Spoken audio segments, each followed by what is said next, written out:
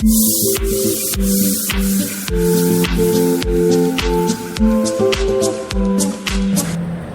সবাইকে, good morning. কেমন আছো তোমরা সবাই? আশা করি খুব ভালো আছো, আর আমিও খুব ভালো আছি। তো সকাল সকাল চলে এলাম গল্প করতে। দেখো আমি কি করছি সকাল সকাল উঠে।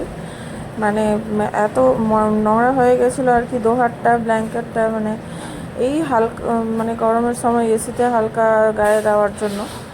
তো সেগুলোই আর কি পরিষ্কার করতে আমি ছাদে উঠে গেছি। তো প্রচণ্ড গরম, রোদও ছিল খুব। তো কিছু করার নাই, কি করব।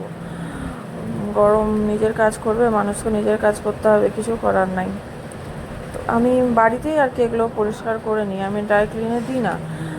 ব্ল্যাঙ্কেট, বড় ব্ল্যাঙ্কেট, ছোট ব্ল্যাঙ্কেট সবই আর কি আমি বাড়িতেই করি। তো একটু বড়গুলো যখন করি তখন একটু মানে ছেলে সাহায্য করে দেয়। তো যাই হোক, আজকে তো ছোটো ছোটো ছিল, তো আমি একাই আর কি করে নিলাম, কেন দোহারটা হালকাই থাকে আর পরিষ্কার করতে মানে খুব সুবিধা দোহার পরিষ্কার করতে।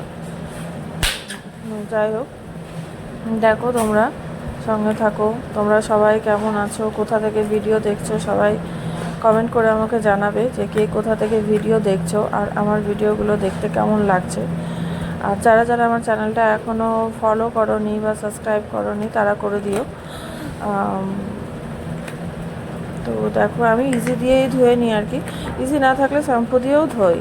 তো ইজি দিয়ে আগে গুলে নিয়ে আলাদা একটা টাবের মধ্যে ওর মধ্যে ডুবিয়ে দিই, তারপরে আবার আলাদা একটা বালতিতে আর কি ইজি গুলে নিই, দিয়ে আবার ব্রাশ দিয়ে আমি মানে ধুয়ে নিই আর কি। মানে দোহারটা ধুয়েছি, ডিটেলসে দেখানো হয়েছে যে দোহারটা ধুলাম।